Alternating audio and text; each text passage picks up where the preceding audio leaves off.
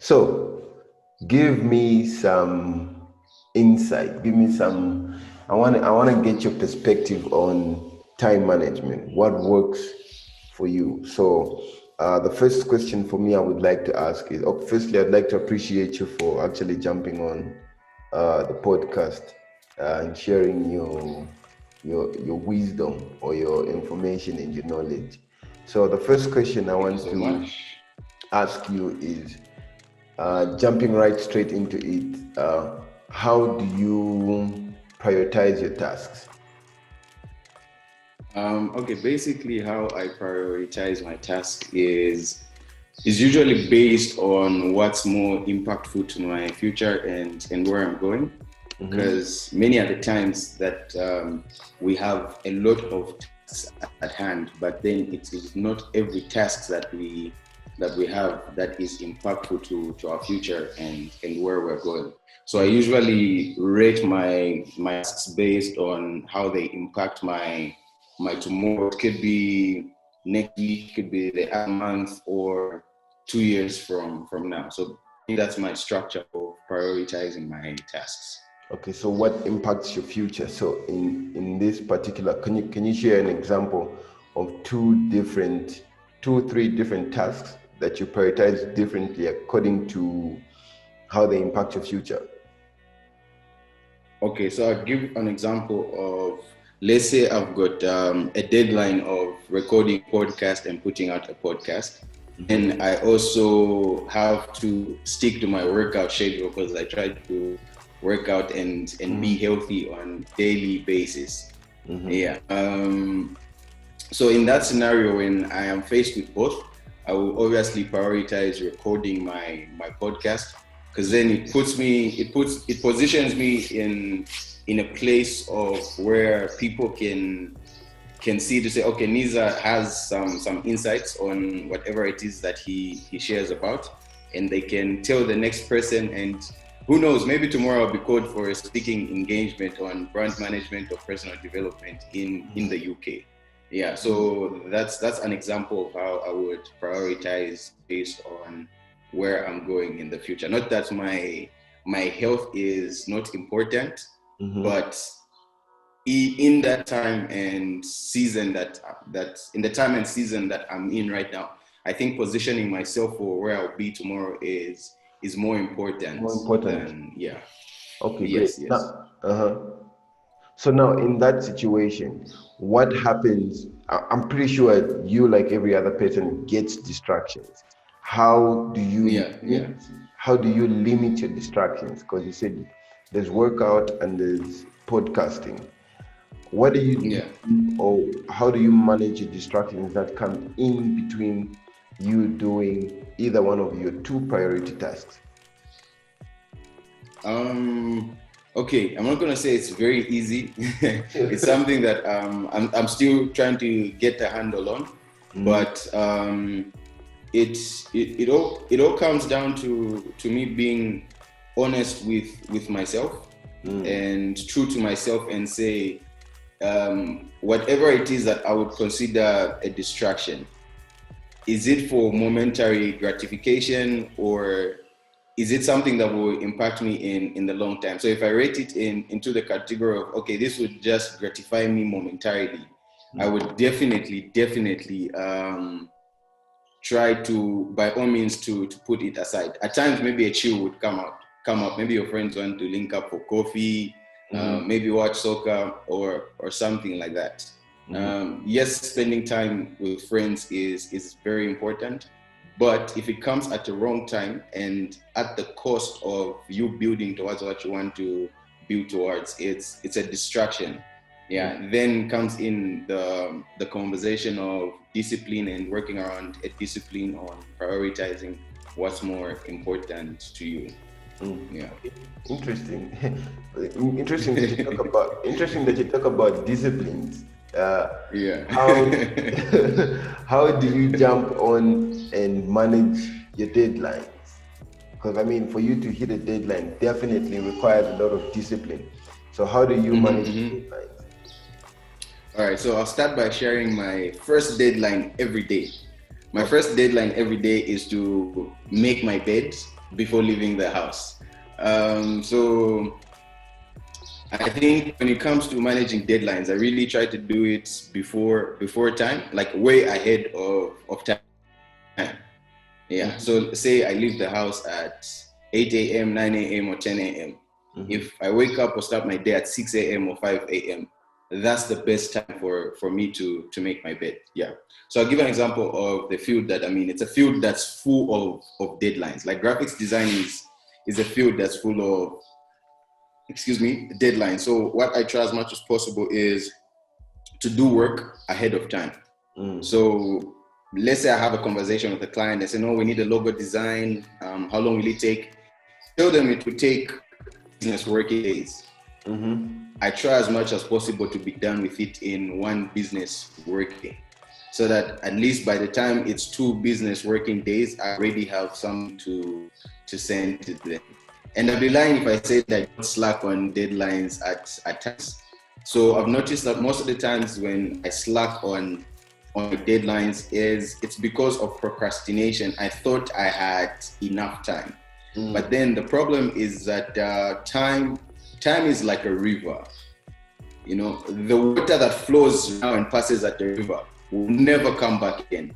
And that's the same thing with time. Exactly. Yeah. So in as much as we have the next minute or the next hour, the best minute or the best hour is right now. So I think that's what really helps me when it comes to beating deadlines. Yeah, I like what you say about as much as we have the next minute and the next hour, the best minute and the best hour is right now. And you've mentioned procrastination. A deadly, a deadly thing right now. Like a lot of us, I'm also like a victim. I don't know if you'd say a victim or a culprit of procrastinating. How have you tried? I wouldn't say how have you tried to minimize procrastination? How do you, as an individual, minimize the procrastination? I know, of course, there's 1 or 2 times when you still get back and you still procrastinate, but how do you minimize it? I think to some degree it boils down to the simple things like writing down what your objectives for your day are. I mentioned that I went to this from I think 2-3 years ago about writing down what your objectives for the day are. In as much as it will not 100% get rid of the habit of procrastination.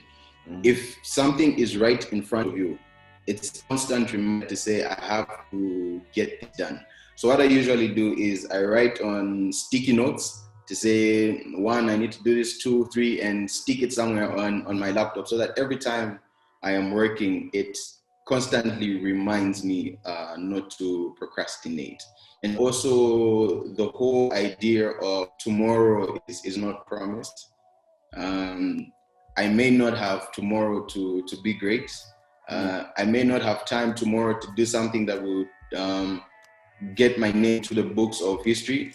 So constantly reminding myself that the only time that I really have is now helps me not procrastinate much.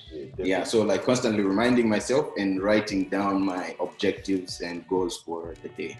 Okay. So when do you write down those objectives for the day? Do you write them on the what time? If someone wants to know what time they should write those objectives, what's the best time to write them down? Okay, at times I do best practice, at times I do wrong practice. Best practice is the day before going to sleep. Yeah. But at times I'll definitely write them first thing in the morning. Okay. Either way, it helps my day be guided. But best practice is the night before, so that I also write down what time they need to wake up if they're going to have a head start. Okay. Why is writing them the day before the best practice though?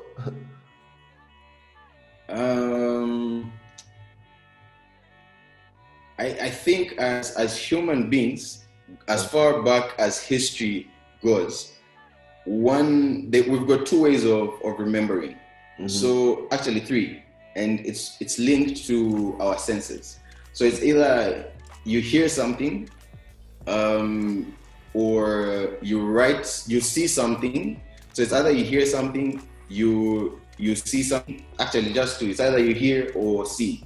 So when you write down and see that you're writing down, because human beings think in pictures. So as you write down to say, tomorrow I must wake up at 10 hours, that's something that's being imprinted on your subconscious. So that even as you are in your sleep, there's something ringing to say, I must be up at this particular time. So it's also good just for your memory, because it's still stored in your subconscious, be there somewhere around your mind. Yeah. Okay. And with objectives, you said you write down objectives. Is there a preferred way or a standard number of objectives or advisable number of objectives for someone to have in a day? Like how many should I have? Like 2, 1, 20 objectives of a day? What's the recommendation there? For me, personally, I usually go for 3. If I do the most, I go for 5. Because I'm trying to be as realistic as possible with myself and how my schedule is, and also a lot happens during the day. So there might be some other distractions that happen that are beyond your control. Yeah. So let's say you work for a particular organization, and you had planned out to do 1, 2, 3, 4, 5, 6, 7, 8, 9, 10 things. Then you're called in for a meeting that takes about 5 hours. That's taken up over about 70-75% of your 8 hours at work. So the less that you have, the better. Yeah, okay. You see, so because you now also, when you talk about minimizing, like maybe 3, if you do the most, you get to 5. Of course, there's a level of we're talking about objectives. I'm assuming we're talking about objectives of work or business. How do you now bring in the person? I don't know if personal is even the right term to use, but how do you bring in family? Because I mean, even work and business is personal. So how do you balance? How do you now get to bring into balance the coffee that you talked about earlier, going for coffee with friends or spending time, family and work or business? How do you juggle that? I think that's also another $1 million question. How do you balance the two? All right. So balancing 100% is, I don't know about other people, but for me, it's never worked balancing 100%. But the most that I try to do is, I know my weekends are definitely for family. I know Sunday after church, I do get to spend time with family. Yeah. At my worst, in a month, I'll maybe spend 2 Sundays with the family, maybe 2 hours. Then with friends, usually after 5 does work for me. Yeah, because I know after 5, I'm not doing much. Maybe after that, the only time I start doing stuff is maybe 8 p.m., 9 p.m. So in between 5 and 8 p.m., I juggle my time around to spend time with friends. Then obviously we have people that we communicate with on a daily basis. I'll give an example. Say you're in a relationship. I'll give an example of myself. I'm in a relationship, and obviously someone would not accept me going the whole day without talking to them. So brother, definitely. Yeah, so those 5-10 minute breaks that you spend during your work hours are the best to catch up with friends, family, and your loved ones. That's how I do my thing. Okay, interesting. Now that you even bring in the aspect of relationships, there's an aspect of where there's business demand, work demand, there's relationship demand, there's family demand. How do you manage, which to some degree can lead to stress, so how do you manage that stress of A, B, C, D? How do you've written down your objectives? Maybe let's say one of the tasks is it's taken a longer time than you anticipated. You said it's going to take me an hour or 2, but you're in the 3rd hour or the 4th hour and you've got other engagements to do. how do you handle that stress, so to say? At times I go with the route of letting it flow. Basically, because the worst thing you can do when a car loses control is try to control it. So the best way to control a car that's out of control is slowly reducing the speed. So you let it flow, it takes you where it wants, but what you do is just pump on the brakes bit by bit. So what I do on managing stress that comes with work, friends, family, loved ones, and the like is, even as I let it flow, I try to be as empathetic on myself as I can be. I try to be as kind to myself as I can be, and also remind myself to say I can only split myself in so many ways to a certain degree. So if I know to say I will not manage to meet some of my objectives and obligations, I try to focus on one thing at a go. I remember when my friend was giving me some good rebuke at some point because I was focusing on so many things. He gave me this analogy of the word focus. He said, follow one course until success. So what I do basically is focus. I'll follow one course until success, then I can move on to the other things. Then one of my mentors told me this thing about leaving civilian issues out of business. So there are times when, in as much as other areas of my life need attention, the most of my attention would definitely go to business, because at the end of the day, same people that need attention in that moment will benefit from whatever results come from my endeavors in business. Okay. Yeah. So it also comes back to the area of prioritizing. But if it goes beyond and it's something that's an emergency that's very, very serious, I would definitely stop on the work and attend to what's the most important to me, which is friends and family. Okay, that's interesting to know. Now, I think this is the last question that I have for you is, why do you think time management or managing your time is important? Why do you think that's important? That's a good and hard question. I would say time management is important because how you manage your time now determines where you will be tomorrow. Yeah. So how you manage your seconds, minutes, and hours today determines why you spend your entire day tomorrow. So for me, that's the most important part of why time management is very important. Then also, there's one of the first books I ever read in life. It's, what's it called again? Talent is Never Enough.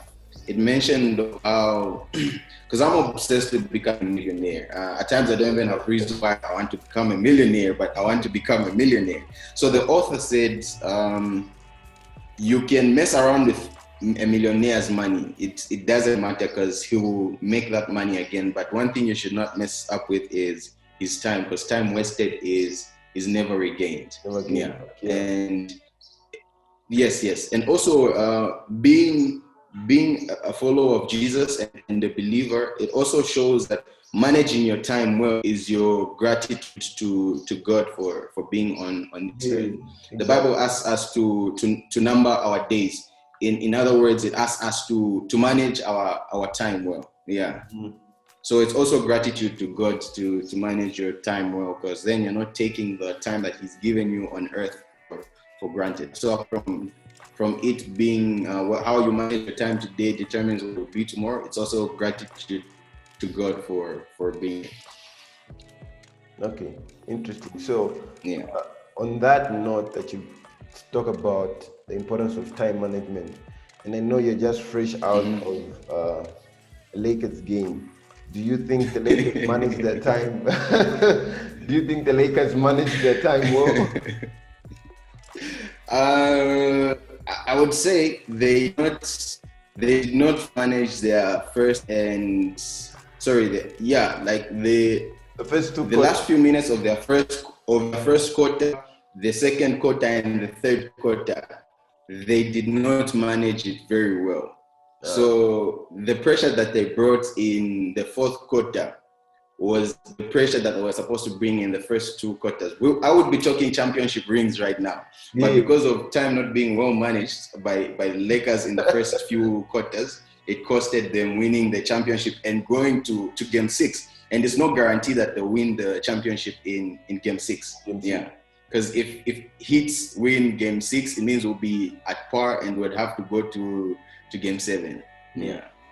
So I think the whole aspect of not managing well is you get to your destination later in life. Yeah, same as children of Israel, not managing their time well. So somewhere where they were supposed to get in 40 days, it took them 40 years. 40 years. So that's what happened to the Lakers today. I guess that's the challenge, deadlines and writing down your objectives, and probably the Lakers beat Miami Heat. So now we're seeing All right, man. Thank you so much for jumping on and joining on the podcast. I think I've learned a couple of things. Thanks a lot for coming through. I will definitely be hitting you back up. So for anybody watching or listening right now, you can catch Niza has his own podcast. It's called Brand Aid with Niza. Just before we even go, can you share what your podcast is about? I think it would be best if people hear it from you. All right. Okay, first things first, before I even share about my podcast, I'm so grateful for this opportunity to be on the Millennials Perspective podcast. It's not something I take lightly. So the Brand Aid podcast is a podcast that talks about digital marketing, branding, and personal development. So the goal of the podcast is to help small businesses and large businesses as well position themselves better, mainly online. Okay. So that's what the podcast is about. Yeah. So the podcast is on Apple Podcasts, Buzzsprout, Google Podcasts, Castbox. It's on Deezer and Spotify. Just search Brand Aid with Niza and you will be good to go. Awesome. Yeah. So you heard it for yourself. Go check out the podcast, subscribe, share it if you want some digital marketing and branding as well as personal development. So Niza, man, thanks a lot for coming through. I appreciate you. I appreciate the knowledge that you Thank you so much for having me. Please, thank you so much. After the Lakers game. I definitely will. I'll drink some water. I'm sure I'll feel better. Thanks a lot. All right. Thank you so much. Sure. All right. Cheers.